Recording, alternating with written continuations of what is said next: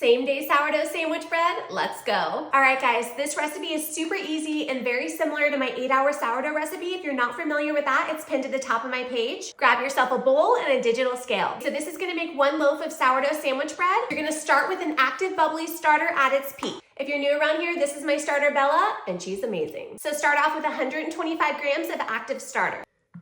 125 grams. Make sure you zero out your scale, and then you want to add 325 grams of warm filtered water. 325 grams. Okay, and then you want to take this off the scale, and then you want to take your bread whisk and give it a good mix. If you don't have a bread whisk, that's fine. You can use a fork. So you just want to mix it until most of the starter is dissolved in the water. So it is okay for there to be some floating chunks of starter. That's totally normal. Put your bowl back on the scale and zero it out. Then you want to add 12 grams of extra virgin olive oil.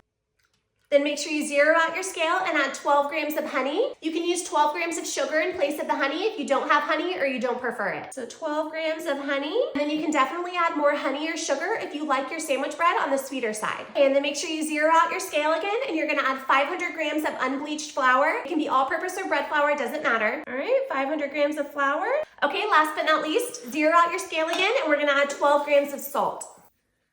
And that's it. We're done with the scale. You can go ahead and put that away. So for this part, I don't use a bread whisk. I prefer to mix the dough with my hand. I just find that it mixes a lot better when you do it with your hands. So just carefully get in there and start mixing up your dough. So when you first start mixing it, it'll look incredibly shaggy. You just need to give it a couple minutes of kneading your dough for your flour to absorb that water. You're gonna wanna do this for about 3 minutes until all your dough comes together and it's the same feel and consistency. Woo, I swear every time I do this, I feel like I'm getting a workout. So that is good and mixed. I'm gonna take my bench scraper, but you can also take a rubber spatula, and you want to get the dough off your hands. You don't want to be wasteful. Okay, so now I like to take my bench scraper or a spatula, and you want to scrape down the sides of your bowl, making sure you scrape all the dough to the middle. Okay, and that's it. This is what it'll look like, super shaggy on top. You want to cover it up with a kitchen towel and let it rest for 30 minutes. And then we'll come back and start our stretch and folds. Okay, it's been 30 minutes. We're going to start our first set of stretch and folds. So this is what the dough looks like, similar, but just a little bit more rested. So you want to take one side of your dough and you want to pull it up till it starts to resist, and then fold it over in the middle. Turn your bowl, pull it up, fold it over. So you just want to go around your bowl and do that 4 times. We're going to do 4 sets of stretch and folds. So this is it for this one. You want to cover up your bowl, and then we'll come back in 30 minutes and do our second set of stretch and folds. All right, second set of stretch and folds. This is what your dough will look like, a little bit less shaggy. You just want to take one side, pull it up, fold over. Pull up, fold over, and that's it, guys. Around the bowl 4 times. You're gonna cover it up with your kitchen towel, and then we'll come back in 30 minutes for our third set of stretch and folds. All right, third set of stretch and folds. Oh, you wanna say hi? Hi, Rosie. My Great Dane puppy, Rosie. Oh, you saying hi?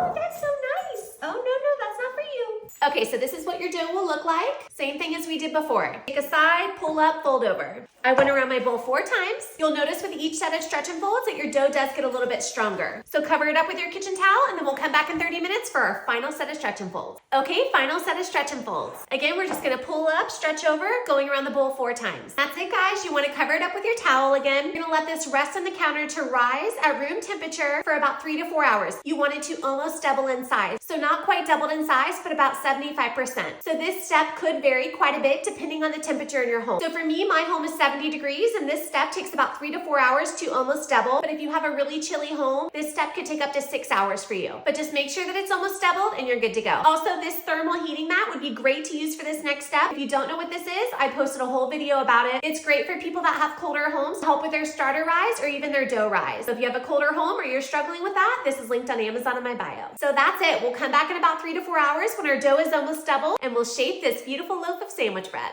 Okay, guys, I am back. It has been 3 hours and our dough is almost doubled. So this is what it looks like. I don't know if you can see that red line right there, but it is definitely doubled. So let's get to shaping. I'm gonna go ahead and put a little bit of flour on my counter, and then you wanna pour her out. She is almost there.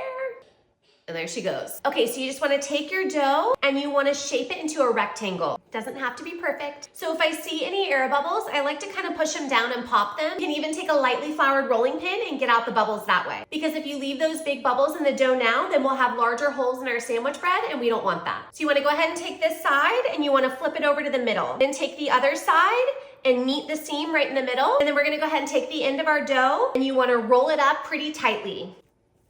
Then go ahead and take your dough, seam side down, and you wanna take the ends and you wanna kind of tuck them under and seal them. Okay, so take the end, you wanna kind of tuck it under and seal it. Then we wanna take our bench scraper and create tension by tightening up our loaf. Put it underneath and kind of pull it towards you.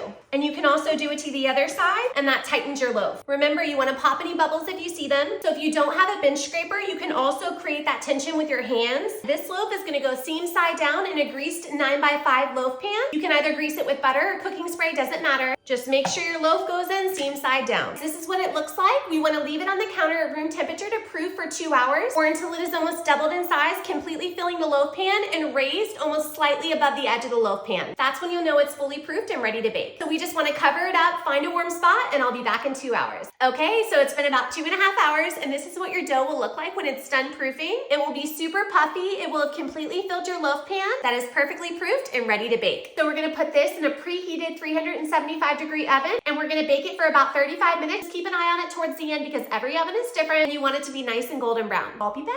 All right, guys, it's been 35 minutes. It's finished baking, and that is a beautiful loaf of sandwich bread. So what I like to do when it comes out of the oven is rub the top with butter. Can't have too much butter. Now I'm gonna wait as long as I possibly can to cut into it. Okay, it's been about 30 minutes, and I've waited long enough. Guys, look how pretty she is. This should just easily plop right out. Let's see.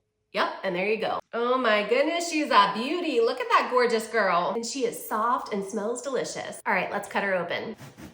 Look at this beautiful bread. Oop, she's still steaming. Look at that oven spring. Same day sourdough sandwich bread, and it is truly amazing. Let me know in the comments if you're planning on making it.